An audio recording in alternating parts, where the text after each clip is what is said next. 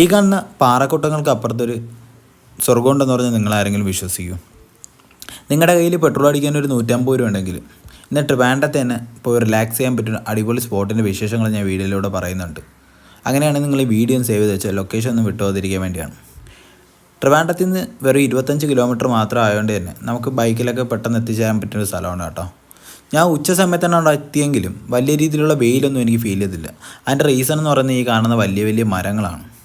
അത് ഈ സ്ഥലത്തിനൊരു വലിയ അട്രാക്ഷൻ കൂടിയാണ് കേട്ടോ. ഇവിടുത്തെ മറ്റൊരു ഹൈലൈറ്റ് എന്ന് പറയുന്നത് നമുക്കിവിടെ വന്നിരിക്കുമ്പോൾ നമ്മുടെ മൈൻഡിന് കിട്ടുന്ന ഒരു റിലാക്സേഷനാണ്. അത് എടുത്ത് പറയേണ്ട ഒന്ന് തന്നെയാണ്. വേറെ ഒന്നും കൊണ്ടല്ല, നമുക്കിവിടെ വന്നു കഴിഞ്ഞാൽ നമുക്ക് മെയിനായിട്ട് കേൾക്കാൻ പറ്റുന്ന സൗണ്ട് എന്ന് പറയുന്നത് ഈ പാറകൾക്കിടയിലൂടെ ഈ വെള്ളം ഒഴുകി പോകുന്ന സൗണ്ട് മാത്രമാണ്. അധികം വാഹനങ്ങളൊന്നും പോകാത്ത സ്ഥലമായതുകൊണ്ട് തന്നെ അങ്ങനത്തെ നോയ്സോ മറ്റു കാര്യങ്ങളൊന്നുമില്ല. ഇതുപോലെ വന്ന് കിടന്ന് പാറപ്പുറത്തിരുന്ന് റീൽസൊക്കെ തോണ്ടി കുറച്ച് നേരം കാലും വെള്ളത്തിൽ നനച്ചിട്ട് പോകാൻ നിങ്ങൾക്ക് ആഗ്രഹം ഉണ്ടെങ്കിൽ നിങ്ങൾ ഉറപ്പായിട്ട് ഈ സ്പോട്ടിലോട്ടൊന്ന് പോകണം കേട്ടോ. പിന്നെ നിങ്ങൾ ഈ സ്പോട്ടിൽ പോകുമ്പം ശ്രദ്ധിക്കേണ്ട ഒരു കാര്യം എന്ന് പറയുന്നത് നല്ല ഒഴുക്കുള്ളൊരു പ്രദേശമായതുകൊണ്ട് തന്നെ നമ്മൾ മാക്സിമം സൂക്ഷിക്കുക.